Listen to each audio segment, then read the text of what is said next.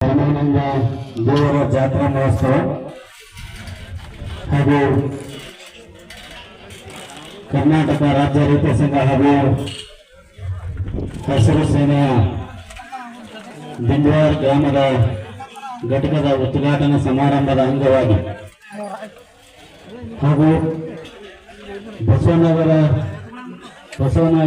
ಗೆಳೆಯರ ಬಳಗ ದಿಂಡವಾರ ಇವರ ಸಹಯೋಗದಲ್ಲಿ ಹೊರಗಬಂದು ವೈಭವ ಕಾರ್ಯಕ್ರಮದ ಅಂಗವಾಗಿ ಈ ವೇದಿಕೆಯ ದೂರ ಸಾನ್ನಿಧ್ಯ ವಹಿಸಿದಂತಹ ಎಲ್ಲ ಪರಮ ಪೂಜ್ಯರ ಕಾರ್ಯಕ್ರಮಗಳಿಗೆ ನಮ್ಮ ಮುಂತಾನಂತ ನಮಸ್ಕಾರ ಅರ್ಪಿಸುತ್ತಾ ಸಮಯದ ಅಭಾವವಾಗಿರುವುದರಿಂದ ಅವರು ನನ್ನದೇ ವೇದಿಕೆ ಮೇಲೆ ಆಸೀನರಾದಂಥ ಎಲ್ಲ ಗಣ್ಯಮಾನ್ಯರು ವಂದಿಸುತ್ತಾ ಈ ಕಾರ್ಯಕ್ರಮದಲ್ಲಿ ಭಾಗವಹಿಸಿದಂತ ಎಲ್ಲ ರೈತ ಬಂಧುಗಳು, ಎಲ್ಲ ನನ್ನ ಆತ್ಮೀಯ ಸ್ನೇಹಿತರು, ನಮ್ಮ ಕರ್ನಾಟಕ ರಾಜ್ಯ ರೈತ ಸಂಘದ ಹಾಗೂ ಹಸಿರು ಸೇನೆಯ ಎಲ್ಲ ಸದಸ್ಯರು, ಈ ದೇಶದಲ್ಲಿ ಎರಡು ಧರ್ಮದ ಪಿಲ್ಲರ್ಗಳ ಯಾವ ಎರಡು ಧರ್ಮದ ಪಿಲ್ಲರ್ ಅಂತಂದ್ರೆ ಒಂದು ರೈತ, ಇನ್ನೊಂದು ಸೈನಿಕ. ಈ ಎರಡು ಧರ್ಮದ ಪಿಲ್ಲರ್ನ ಆಧಾರದ ಮೇಲೆ ಇವತ್ತು ದೇಶ ಉಳಿದಿದೆ. ಯಾವ ರಾಜಕಾರಣಿಯಿಂದಾಗಲಿ ಯಾರಿಂದಾಗಲಿ ದೇಶ ಉಳಿದಿಲ್ಲ. ನಾ ಯಾಕೆ ಹೇಳ್ತೀನಪ್ಪ ಅಂದ್ರೆ ಮಾತಂತಂದ್ರೆ, ನ್ಯಾಯ ನೀತಿ ಧರ್ಮದ ಆಧಾರದ ಮೇಲೆ ಬಿಸಿಲು ಗಾಳಿ ಮಳೆ ಅನ್ನದೆ ಯಾವುದೇ ಫಲ ಅಪೇಕ್ಷೆ ಇಲ್ಲದೆ ದುಡಿದು ಇಡೀ ಮನುಷ್ಯ ಕುಲವನ್ನ, ಇಡೀ ಪ್ರಾಣಿ ಪಕ್ಷಿ ಕುಲವನ್ನ ಸಾಕುತ್ತಿರುವಂತ ವ್ಯಕ್ತಿ ಯಾರು ಅಂತಂದ್ರೆ ಅದು ರೈತ ಮಾತು. ನೀವು ದುಡಿಲಿಲ್ಲ ಅಂದ್ರೆ, ನೀವು ಬಿಟ್ಟಿಲ್ಲ ಅಂತಂದ್ರೆ ಯಾವ ಪ್ರಾಣಿ ಪಕ್ಷಿಗಳು ಬದುಕಕ್ಕೆ ಸಾಧ್ಯ ಇಲ್ಲ, ಯಾರು ಕೂಡ ಬದುಕಕ್ಕೆ ಸಾಧ್ಯ ಇಲ್ಲ. ಹಾಗೆ ಈ ದೇಶದಲ್ಲಿರುವಂತ ಸೈನಿಕ, ಆ ಸೈನಿಕ ಯಾರು ಅಂತಂದ್ರೆ ಅವನು ಕೂಡ ರೈತನ ಮಗನೇ, ಅವನು ಕೂಡ ಒಬ್ಬ ಕಾರ್ಮಿಕನ ಮಗನೇ. ಇವತ್ತು ನನ್ನ ಮಗನಾಗಲಿ, ಸೌಖ್ಯ ಪಾಟೀಲ್ ಮೇಡಮರ ಮಗನಾಗಲಿ, ನಮ್ಮ ಗೌರವ ಮಗನಾಗಲಿ, ಯಾರು ರಾಜಕಾರಣಿ ಮಕ್ಕಳಾಗಲಿ, ಯಾರು ಶ್ರೀಮಂತರ ಮಕ್ಕಳಾಗಲಿ ಈ ದೇಶವನ್ನ ಕಾಯೋದಿಲ್ಲ. ಈ ದೇಶವನ್ನ ಕಾಯೋರು ಯಾರು ಅಂತಂದ್ರೆ ಅದು ರೈತರ ಮಕ್ಕಳೇ, ಅದು ಕಾರ್ಮಿಕರ ಮಕ್ಕಳೇ. ಹೌದು, ಈ ದೇಶಕ್ಕಾಗಿ ಪ್ರಾಣ ತ್ಯಾಗ ಮಾಡಿದವರು ಯಾರು? ಇನ್ನೊಂದು ಮಾತು ಕಳಿಸ್ತೀನ, ಈ ದೇಶದ ಸ್ವತಂತ್ರಕ್ಕಾಗಿ ಹೋರಾಟ ಮಾಡಿದರೆ ಶ್ರೀಮಂತರು ಯಾರು ಇಲ್ಲ, ಎಲ್ಲೋ ಬರಬಹುದು. ಹೌದು, ಈ ದೇಶದ ಸ್ವತಂತ್ರಕ್ಕಾಗಿ ಹೋರಾಟ ಮಾಡಿದವರು, ಬ್ರಿಟಿಷರ ಗುಂಡಿಗೆ ಎಲೆ ಕೊಟ್ಟು ನಿಂತವರು ಯಾರು ಅಂತಂದ್ರೆ ಅದು ಬಡವರ ಮಕ್ಕಳೇ, ಅದು ರೈತರ ಮಕ್ಕಳೇ, ಅದು ಕಾರ್ಮಿಕರ ಮಕ್ಕಳು ಅನ್ನೋದನ್ನ ನಾವು ಮರಿಬಾರ್ದು. ಇತಿಹಾಸ ತಗೊಂಡು ಯಾರ್ಯಾರು ನೋಡಿ. ಅಂಬೇಡ್ಕರ್ ಬಗ್ಗೆ ತಿಳ್ಕೋರು. ಅಂಬೇಡ್ಕರ್ ಯಾರು? ಭಗತ್ ಸಿಂಗ್ ಯಾರು? ಗಾಂಧೀಜಿ ಯಾರು? ಹೀಗೆ ನೋಡ್ಕೋತಾ ಹೋಗ್ರಿ. ಅವರೆಲ್ಲರೂ ಕೂಡ ಬಡತನ ಕುಟುಂಬದಿಂದ ಬಂದವರು. ಈ ದೇಶದಲ್ಲಿ ಏನಾದ್ರು ಕೂಡ ಬದಲಾವಣೆ ಆಗಿದೆ ಅಂತಂದ್ರೆ ಅದು ಬಡತನದಿಂದ ಬಂದಂತ ರಾಜಕೀಯ ವ್ಯಕ್ತಿಯಿಂದ ಈ ದೇಶ ಬದಲಾವಣೆ ಆಗಿರೋದಿನ ಶ್ರೀಮಂತರಿಂದ ಈ ದೇಶ ಬದಲಾವಣೆ ಆಗೇ ಇಲ್ಲ. ಹೌದು, ಎಲ್ಲೋ ಒಬ್ಬರು ಬಂದ ಇಲ್ಲ ಅಂತ ಹೇಳಲ್ಲ. ಅದಕ್ಕೆ ಇವತ್ತು ರೈತನ ಈ ಪರಿಸ್ಥಿತಿಗೆ ಯಾರು ಕಾರಣಪ್ಪ ಅಂತಂದ್ರೆ ರೈತನ ಪರಿಸ್ಥಿತಿಗೆ ನಾವೇ ಕಾರಣ. ಈ ದೇಶದಲ್ಲಿ 90% ಜನ ರೈತರು ನಾವಿದ್ದೀವಿ. 90% ಜನ ರೈತ ಅದೀವಿ. ಇವತ್ತು ಈ ದೇಶದಲ್ಲಿ ಎಲ್ಲರೂ ಕೂಡ ಸಂಘಟಿತರಾಗಿದ್ದಾರೆ. ಹಮಾಲರು ಕೂಡ ಸಂಘಟಿತರಾಗಿದ್ದಾರೆ, ಚೌಕರು ಕೂಡ ಸಂಘಟಿತರಾಗಿದ್ದಾರೆ, ನೌಕರದಾರರು ಕೂಡ ಸಂಘಟಿತರಾಗಿದ್ದಾರೆ. ಅವರೆಲ್ಲ ಸಂಘಟಿತರಾಗಿ ಏನಪ್ಪ ತಮಗೆ ಸಿಗಬೇಕಾದ ಸಾಮಾಜಿಕ ನ್ಯಾಯಕ್ಕಾಗಿ ಹೋರಾಟವನ್ನ ಮಾಡಿ ಸರ್ಕಾರದಿಂದ ತಮ್ಮ ಬೇಡಿಕೆಯನ್ನು ಈಡೇರಿಸಿಕೊಳ್ತಾ ಇದ್ದಾರೆ. ಆದರೆ 180% ರೈತರು ನಾವಿದ್ದೀವಿ. ನಾವು ಹಳ್ಳಿಗಳಿಗೆ ಎಲ್ಲವನ್ನ ಸಂಘಟನೆ ಮಾಡಿದೀವಿ, ಜಾತಿಗಳನ್ನ ಸಂಘಟನೆ ಮಾಡಿದೀವಿ, ರಾಜಕೀಯ ಪಕ್ಷಗಳನ್ನ ಸಂಘಟನೆ ಮಾಡಿದವರು ಹೋರಾಟ ನೋಡಿ. ಕಾಂಗ್ರೆಸ್ ಪಕ್ಷದಿಂದ ಕಾಂಗ್ರೆಸ್ ಪಕ್ಷದ ಸದಸ್ಯರು 4 ಜನ ಲೀಡರ್ ಸಿಗ್ತೀವಿ, ಬಿಜೆಪಿ ಪಕ್ಷದ ಬಿಜೆಪಿ ಪಕ್ಷದ ಸದಸ್ಯ ಸಿಗ್ತೀವಿ. ಆದ್ರೆ ರೈತ ಸಂಘಟನೆಯ ಮುಖಂಡರು ಯಾರು ಸಿಗ್ತೀವಿ ಇಲ್ಲ. ರೈತರ ಹೋರಾಟವೇ, ರೈತರಿಗೆ ಅನ್ಯಾಯ ಆದಾಗ ರೈತರ ಹೋರಾಟಕ್ಕೆ ಕರೆದ್ರೆ ನಾವು ಯಾರು ಬರಂಗಿಲ್ಲ. ನಾವು ಇಲ್ಲೇ ಕುತ್ಕೊಂಡು ಹೇಳ್ತೀವಿ, ನನಗೆ ಹಂಗಾಯ್ತು, ನನಗೆ ಹಿಂಗಾಯ್ತು. ಯಾಕಂತಂದ್ರೆ ಈ ವ್ಯವಸ್ಥೆನ ಎಲ್ಲರೂ ಕೂಡ ಹಾಳು ಮಾಡ್ಬಿಟ್ಟಿದ್ದಾರೆ. ಅದಕ್ಕೆ ಅಂಬೇಡ್ಕರ್ ಒಂದು ಮಾತು ಹೇಳ್ತಾರೆ, ಶಿಕ್ಷಣ, ಸಂಘಟನೆ, ಹೋರಾಟ. ನಾವೆಲ್ಲ ರೈತರು ಶಿಕ್ಷಣವಂತರಾಗ್ಬೇಕು, ಬುದ್ಧಿವಂತರಾಗ್ಬೇಕು, ಸಂಘಟಿತರಾಗ್ಬೇಕು. ಅಂದಾಗ ಮಾತ್ರ ನಮ್ಮ ಸಮಾಜಕ್ಕೆ ನ್ಯಾಯ ಸಿಗ್ತದೆ ವಿನ ಇಲ್ಲದಿದ್ರೆ ಸಿಗಂಗಿಲ್ಲ.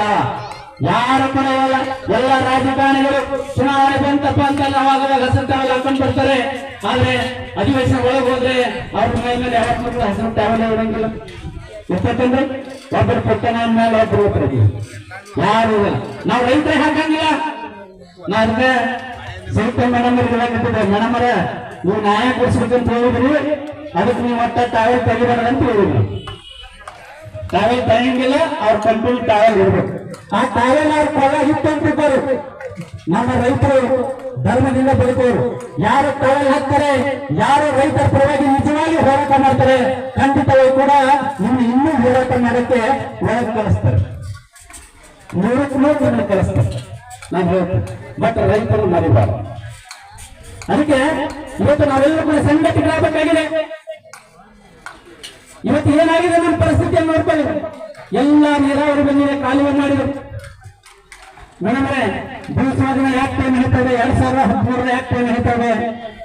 ಆಯ್ತು ಆದ ನಂತರ ಆ ರೈತನಿಗೆ ದುಡ್ಡು ಮುಟ್ಟಿದೆ ಎಲ್ಲ ನೋಡ್ಕೊಂಡು ದುಡ್ಡು ಮುಟ್ಟಿದ ಮೇಲೆ ಆ ರೈತನಿಗೆ ಕಾಲುವೆ ಹಟ್ಟಬೇಕಂತಿದೆ. ಇವತ್ತೆಲ್ಲ ಕಾಲುವೆ ಹಾಕಿಬಿಟ್ಟಿದ್ದಾರೆ. ನಾ ಹೇಳಿ ಕಳಿಸ್ತೇನೆ, ನಮ್ಮ ರೈತರು ಇವತ್ತು ನಿಮ್ಮ ದುಡ್ಡು ಕೊಟ್ಟು ಕಾಲುವೆ ಹಾಕಬೇಕು.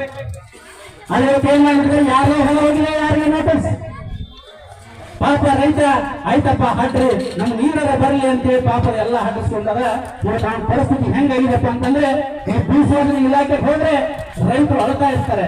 ಯಾವ ಅಧಿಕಾರಿಗಳು ಅದರ ಬಗ್ಗೆ ಲಕ್ಷ್ಯ ಇಲ್ಲ, ಯಾವ ರಾಜಕಾರಣಿಗಳ ಲಕ್ಷ್ಯ ಇಲ್ಲ, ಯಾವ MLA ನಾಚಿಕೆ ಕೊಡ್ಬೇಕು. MLA ಒಂದು ಸಾರಿ ಮೀಟಿಂಗ್ ಮಾಡಿ ಕುತ್ಕೊಂಡು ಯಾವ ರೈತರು ಏನ್ ಪ್ರಾಬ್ಲಮ್ ಆಗಿದೆ ಅಂತ ಹೇಳಿ ಕುತ್ಕೊಂಡು ಕರೆದು ಅವ್ರ ಸಮಸ್ಯೆ ಬಗೆಹರಿಸಿದ ಕೆಲಸವನ್ನ ಯಾರು ಕೂಡ ಮಾಡ್ತಾ ಇಲ್ಲ.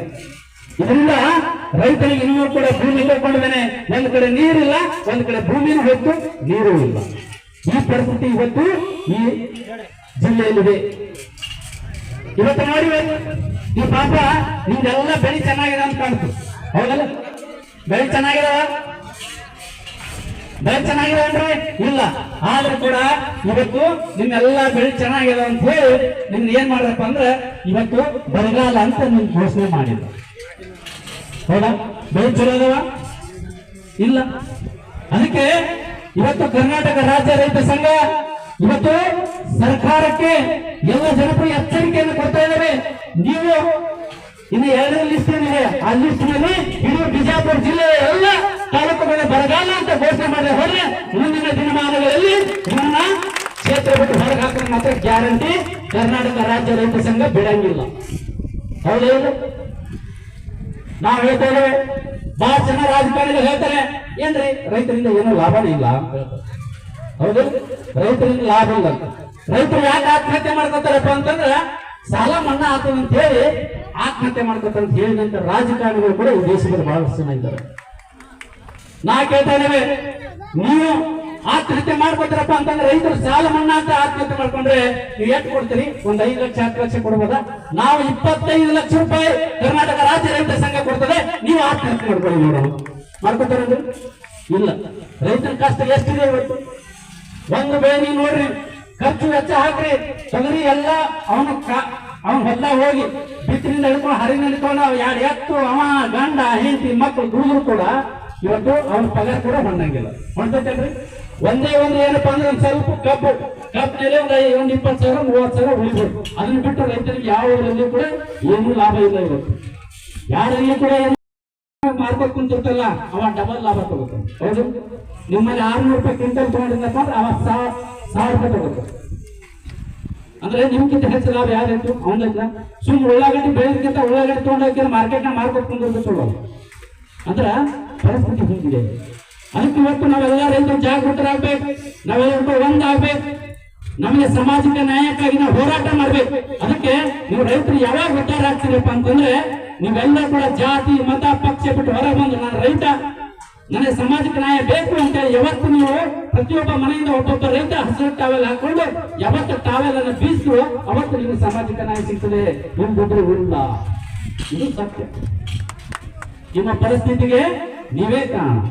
ನೀವೆಲ್ಲ ರೈತರು ಒಂದೊಂದು ಪಕ್ಷದಲ್ಲಿ ಒಂದೊಂದು ಜಾತಿಯಲ್ಲಿ ಹೊಡೆದೇ ಬಿಟ್ಟಿದೆ. ನಾನೊಂದು ಮಾತು ಹೇಳ್ತೇನೆ, ಚುನಾವಣೆ ಬಂದಾಗ ನೀವು ಯಾರಿಗಾರ ಓಟ್ ಹಾಕಿ, ಯಾವ್ದಾರ ಪಕ್ಷಕರ ಹಾಕಿ, ಹಂದಿಗರ ಹಾಕಿ, ಕತ್ತಿಗರ ಹಾಕಿ, ಆದ್ರೆ ರೈತರ ಸಮಸ್ಯೆ ಬಂದಾಗ ನಾವೆಲ್ಲ ರೈತರು ಒಂದಾಗ್ಲಿಲ್ಲಪ್ಪ ಅಂತಂದ್ರೆ ನಾವು ಬೀದಿ ಪಾಲಾಗ್ತದೆ ಅನ್ನೋಂತ ಮಾತನ್ನು ಹೇಳಕ್ ನಾನು ಬಯಸ್ತೇನೆ. ಇದು ಸತ್ಯ. ಅದಕ್ಕೆ ಇವತ್ತು ನೋಡಿ ನೀವು ಕಬ್ಬು ಬಹಳ ಜನ ಹೇಳ್ತಾರೆ ಕಬ್ಬಿನಿಂದ ಲಾಭನ ಇಲ್ರಿ, ಕಬ್ಬು ಪಾಪ ಶುಗರ್ ಫ್ಯಾಕ್ಟರಿ ಬಹಳ ಲಾಸ್ ಆಗ್ತದ್ರಿ ಅಂತ ಹೇಳ್ತಾ ಇದ್ರು. ಹೌದು, ನಾ ಕೇಳ್ತಾ ಇದ್ದೀನಪ್ಪ, ಇವತ್ತು 81 ಶುಗರ್ ಫ್ಯಾಕ್ಟರಿಗಳು, ಇವತ್ತು ಮತ್ತೆ 40 ಫ್ಯಾಕ್ಟರಿಗಳು, 41 ಅಪ್ಲಿಕೇಶನ್ ಹಾಕಿದ್ರಿ. ಯಾಕೆ ಹಾಕಿದ್ರಪ್ಪ? ಅವರೇ ಯಾಕಂದ್ರೆ ಶುಗರ್ ಫ್ಯಾಕ್ಟರಿ ಅವರೇ. ಎಲ್ಲ ರಾಜಕಾರಣಿಗಳ ಫ್ಯಾಕ್ಟರಿಗಳೇ, ಆಲ್ಮೋಸ್ಟ್ ಅಲ್ಲಿ 90% ಎಲ್ಲ ರಾಜಕಾರಣಿಗಳ ಫ್ಯಾಕ್ಟರಿಗಳು. ಅದಕ್ಕೆ ಮೊನ್ನೆ ಹೋದ್ಸಲ ಬೆಳಗಾವಿಯಲ್ಲಿ ಹೋರಾಟ ಮಾಡಿದ ಸಂದರ್ಭದಲ್ಲಿ ನಮ್ಮ ಶಶಿಕಾಂತ್ ಗುರೂಜಿ ಅವರಿಗೆ ಮತ್ತು ಪುನ್ನಪ್ಪಣ್ಣ ಪೂಜಾರಿ ಒಂದು ಸವಾಲ್ ಹಾಕಿದ್ರು, ನಿಮ್ ತಾಕತ್ತಿದ್ರ ₹100 ತಗೋರಿ ನೋಡ್ತೀವಿ ಅಂದ್ರು. ಯಾವತ್ತು ರೈತರು ಹೋರಾಟಕ್ಕೆ ಇವರು ಅವತ್ತು ಹೋರಾಟ ಶಕ್ತಿ ಏನಂತ ಗೊತ್ತಾಯ್ತು.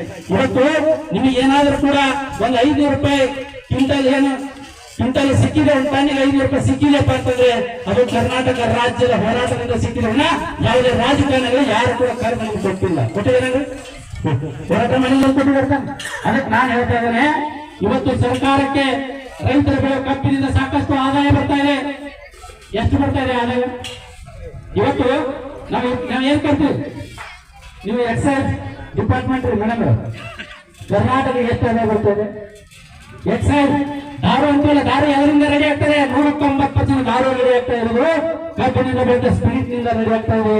ಅದರಿಂದ ಆದಾಯ ಎಷ್ಟು ಬರ್ತಾ ಇದೆಪ್ಪ ಅಂತಂದ್ರೆ ಸುಮಾರು 45,000 ಕೋಟಿ ರೂಪಾಯಿ ಆದಾಯ ಎದರಿಂದ ಬರ್ತಾ ಇದೆ ಅಂದ್ರೆ ಅದು ಇಥನಾಲಿಂದ, ಸ್ಪಿರಿಟ್ ನಿಂದ ಬರ್ತಾ ಇದೆ. ಮತ್ತೆ ಇದರಲ್ಲಿ ಜಾಸ್ತಿ ಸರ್ಕಾರಕ್ಕೆ ಆದಾಯ ಕೊಡೋರು ನಾವೇ, ನಮ್ಮ ರೈತರು ಜಾಸ್ತಿ ಕುಡಿತಾರೆ. ಹೌದಿಲ್ಲ?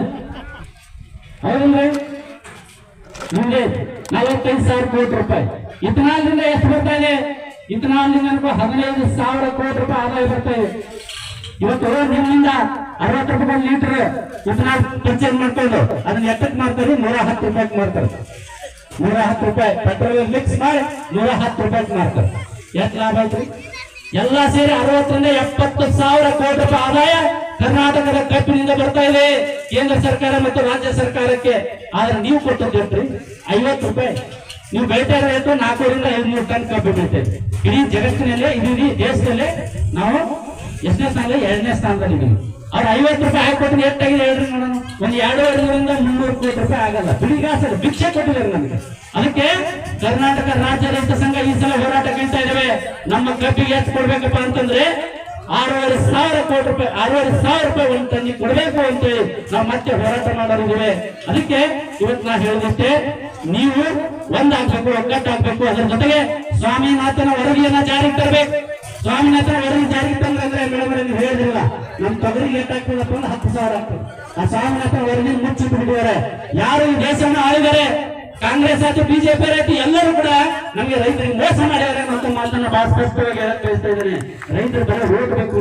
ಅದಕ್ಕೆ ನಾನು ಹೇಳ್ತಾ ಇದ್ದೇನೆ, ಮುಂದಿನ ದಿನಮಾನಗಳಲ್ಲಿ ಯಾವ ಪಕ್ಷಗಳು ಯಾರು ರೈತರನ್ನ ಮರಿತಾರೆ ಅವರನ್ನು ಮನೆ ಕಳಿಸುವಂತ ಕೆಲಸವನ್ನ ನೀವು ಎಲ್ಲರೂ ಕೂಡ ಮಾಡ್ಬೇಕು ಅನ್ನೋ ಮಾತನ್ನು ಹೇಳ್ತಾ, ಇನ್ನು ಮುಂದೆ ನಮ್ಮ ಸಂಘದ ಸದಸ್ಯರು ಏನಿದಿರಲ್ಲ, ನೀವು ಕುಂದ್ರಂಗಿಲ್ಲ. ಪ್ರತಿ ಹಳ್ಳಿಯಲ್ಲಿ ಕೂಡ ನಿಮ್ಮ ಪಂಚಾಯತಿ ಮಟ್ಟದಲ್ಲಿ ಎಷ್ಟು ಹಳ್ಳಿ ಆ ಹಳ್ಳಿಯಲ್ಲಿ ಎಲ್ಲ ಕೂಡ ಸಂಘಟನೆ ಮಾಡಿ, ಸಂಘಟನೆ ಮಾಡಿದ ನಂತರ ನಿಮಗೆಲ್ಲ ಟ್ರೈನಿಂಗ್ ಕೊಡೋ ಕೆಲಸ ನಾವು ಮಾಡ್ತೀವಿ. ಮೊದಲು ನಮ್ಮ ಇಲಾಖೆವಾರು ಏನೇನು ಯೋಜನೆಗಳಿದಾವೆ, ಸರ್ಕಾರ ಗೈಡ್ಲೈನ್ಸ್ ಏನಿದೆ, ನೀವೆಲ್ಲ ತಿಳ್ಕೊಬೇಕು. ನಿಮ್ಗೆ ಏನು ತಿಳ್ಕೊಳ್ಳಿಲ್ಲಪ್ಪ ಅಂದ್ರೆ ನಿಮ್ಗೆ ಯಾರು ಕೇಳಂಗಿಲ್ಲ, ಯಾವ ಅಧಿಕಾರಿಗಳು ನಿಮ್ಗೆ ಕೇಳಿದ್ರೆ ನಿಮ್ ಹಾದಿ ತಪ್ಪಿಸ್ಬಿಡ್ತಾರೆ.